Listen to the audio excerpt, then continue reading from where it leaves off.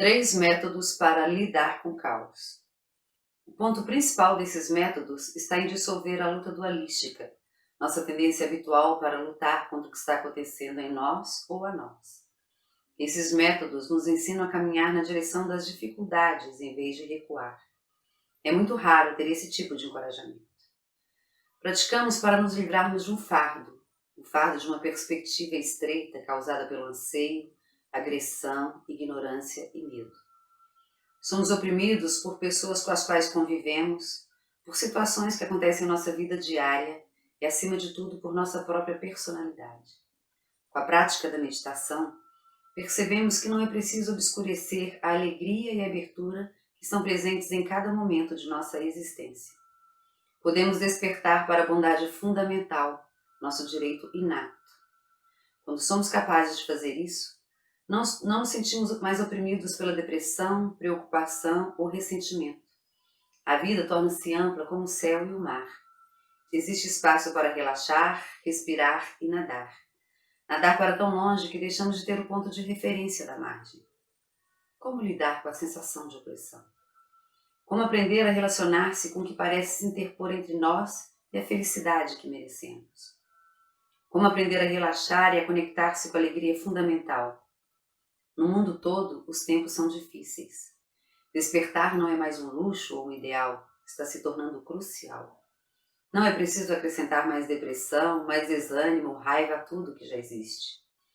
Está se tornando essencial aprender a relacionar-se de maneira saudável com esses tempos difíceis.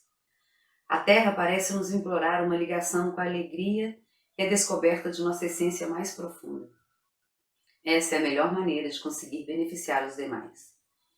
Existem 3 métodos tradicionais para relacionar-se diretamente com circunstâncias difíceis, como um caminho para a alegria e o despertar. Chamaremos o primeiro método de parar de lutar, o segundo de usar o veneno como remédio e o terceiro de ver tudo o que surge com sabedoria iluminada. Essas são as 3 técnicas para lidar com o caos, com as dificuldades e as situações indesejáveis de nossa vida cotidiana. O primeiro método, parar de lutar, está sintetizado nas instruções Shamatha Vipassana. Quando sentamos para meditar, olhamos diretamente para tudo o que surgir na mente, rotulamos pensando e voltamos para a simplicidade e presença imediata da respiração. Continuamente, voltamos para a consciência incorrupta e livre de conceitos. Com a prática da meditação, deixamos de lutar conosco mesmos, com as situações, emoções e estado de espírito. Essa instrução básica é uma ferramenta que podemos usar para nos treinarmos em nossa prática e na vida, vendo tudo o que surgir com uma atitude isenta de julgamento. Essa instrução aplica-se ao trabalho com desprazer em seus infinitos aspectos. Independente de quem ou do que surja, nós nos treinamos continuamente para olhar e ver exatamente o que está diante de nós, sem xingar, sem atirar pedras, sem desviar os olhos. Deixamos de lado toda essa história. A essência mais profunda da mente é imparcial. As situações surgem e se dissolvem infinitamente. É assim que é. Esse é o método principal para lidar com as situações dolorosas, com o sofrimento que há no mundo, na família, com qualquer tipo de dor. Podemos parar de lutar com o que acontece e olhar sua verdadeira face, sem chamá-lo de inimigo. É bom lembrar que nossa prática não se destina a atingir algo, não se relaciona com vencer ou perder, mas sim a parar de lutar e relaxar naquilo que é. Isso é o que estamos fazendo quando sentamos para meditar. E essa atitude se estende para o resto de nossa vida. É como convidar o que é assustador para que se apresente e fique por aqui um pouco. Como cantou Milarepa para os monstros que encontrou em sua caverna. É maravilhoso que vocês, demônios, tenham vindo hoje. Vocês devem voltar amanhã. De tempos em tempos devemos conversar. Começamos trabalhando com os monstros de nossa mente. Então desenvolvemos sabedoria e compaixão para nos comunicarmos de maneira saudável com as ameaças e os medos de nossa vida cotidiana. Machine Labidron, yogi tibetana, destemidamente treinou-se nessa atitude. Ela dizia que em sua tradição, os demônios não eram exorcizados, mas tratados com compaixão. O conselho que ela recebeu de seu mestre e passou aos seus alunos foi: aproxime-se daquilo que considera repulsivo. Ajude aqueles que você acha que não pode ajudar e vá aos lugares que o assustam. Esse processo começa quando sentamos para meditar e praticamos deixar de lutar com nossa própria mente. O segundo método para lidar com o caos consiste em usar o veneno como remédio. Podemos utilizar as situações difíceis, o veneno, como combustível para despertar. De modo geral, essa noção nos é apresentada pela prática de Tonglen. Quando surge qualquer situação difícil, qualquer tipo de conflito, o sentimento do desvalor, tudo que parece desagradável, constrangedor ou doloroso, em vez de tentarmos nos livrarmos dela, nós a inspiramos. Os 3 venenos são a paixão, que inclui o anseio e o vício, a agressividade e a ignorância, que inclui a negação ou tendência a fechar-se e afastar-se. Normalmente, pensamos nesses 3 venenos como algo ruim, algo a ser evitado. Entretanto, essa não é a atitude aqui. Em vez disso, eles se tornam sementes de compaixão e abertura. Quando o sofrimento surge, as instruções de Tonglen nos dizem para parar de remoer nossa história e inspirar. Não apenas a raiva, ressentimento ou solidão que possamos estar sentindo, mas o sofrimento idêntico de outros que, nesse exato momento, estão também sentindo ódio, amargura ou isolamento. Inspiramos por todos os demais. Esse veneno não é simplesmente nosso infortúnio pessoal, nossa própria culpa, imperfeição ou vergonha. Faz parte da condição humana. Ele representa nosso parentesco com todos os seres vivos. O material necessário para entendermos o que quer dizer colocar-se no lugar de alguém. Em vez de afastar-se ou fugir da situação, nós a inspiramos e estabelecemos pleno contato com ela. Fazemos isso com a intenção de que todos possamos estar livres do sofrimento. Então expiramos, exalando uma sensação de espaço amplo, de ventilação e frescor. Fazemos isso com o desejo de que todos possamos relaxar e experimentar a mais profunda essência da mente.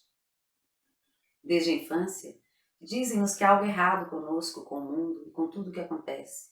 Não é perfeito, é áspero, tem um gosto amargo, está alto demais, macio demais, agudo demais, insípido demais.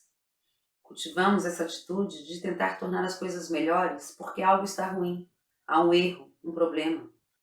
O ponto principal desses métodos está em dissolver a luta dualística, nossa tendência habitual para lutar contra o que está acontecendo em nós ou a nós. Esses métodos nos ensinam a caminhar na direção das dificuldades em vez de recuar.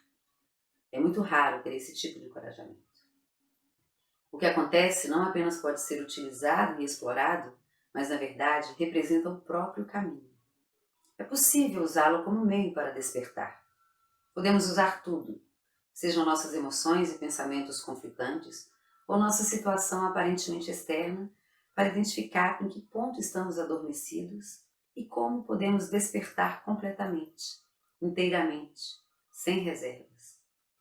O segundo método consiste em utilizar o veneno como remédio, usar as situações difíceis para despertar nosso autêntico carinho pelos outros, que assim como nós, frequentemente estão sofrendo.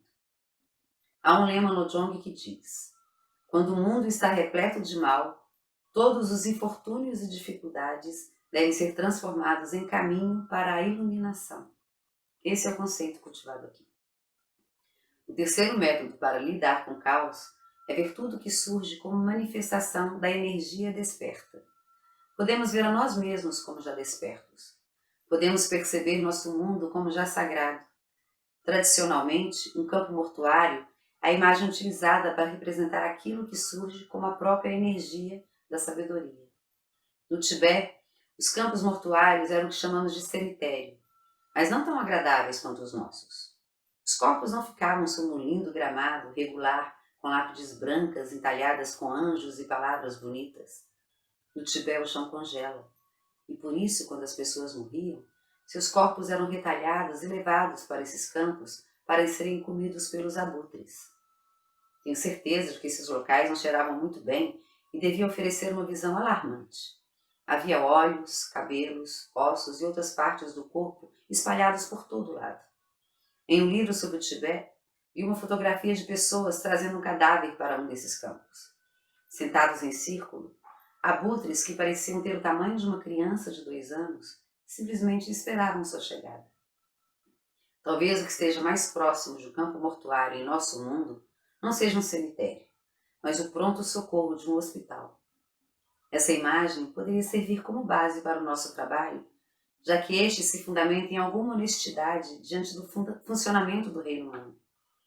Há cheiros, há sangue, tudo é muito imprevisível, mas ao mesmo tempo há uma sabedoria que se auto-irradia, um bom alimento que nos nutre, que é puro e benéfico.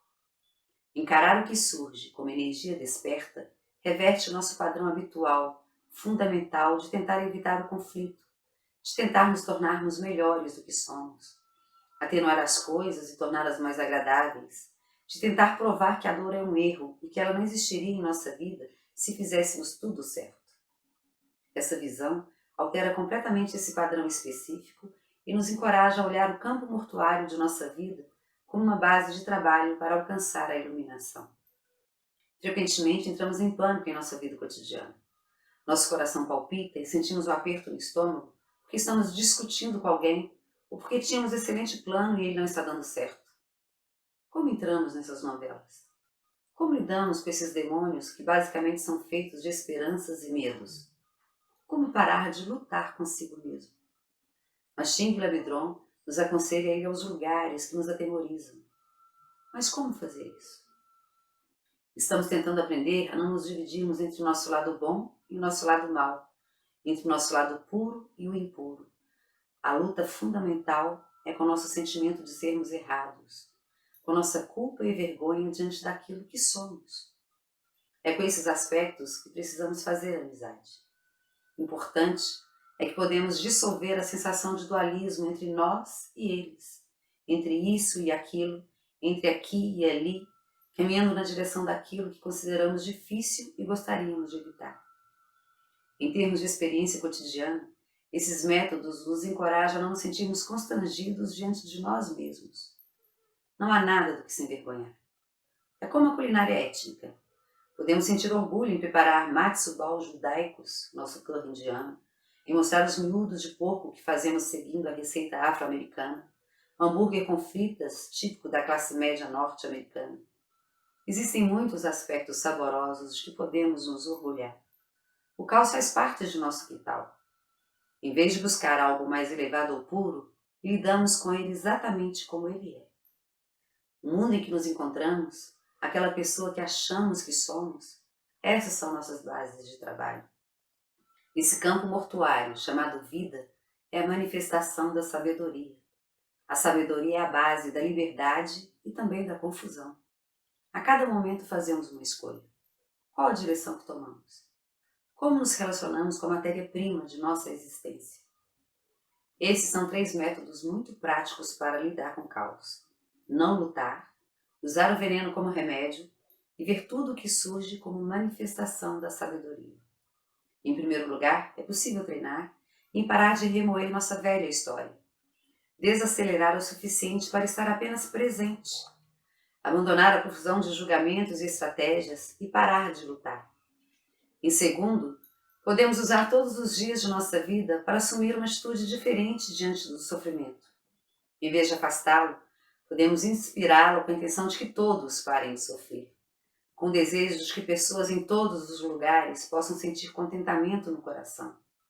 Podemos transformar o sofrimento em felicidade. Em terceiro, podemos reconhecer que o sofrimento existe, que a escuridão existe, o caos aqui dentro e lá fora. Essa é a energia fundamental, o jogo da sabedoria. Encarar nossa situação como céu e inferno depende de nossa própria percepção. Finalmente, não poderíamos apenas ser mais leves e relaxados? Quando acordarmos pela manhã, podemos dedicar nosso dia a esse aprendizado. Podemos cultivar o senso de humor e a prática, dando a nós mesmos uma pausa. Sempre que sentarmos para meditar, podemos encarar essa prática como um treinamento de leveza, senso de humor e relaxamento. Como disse um aluno, baixe seu padrão e relaxe naquilo que já existe.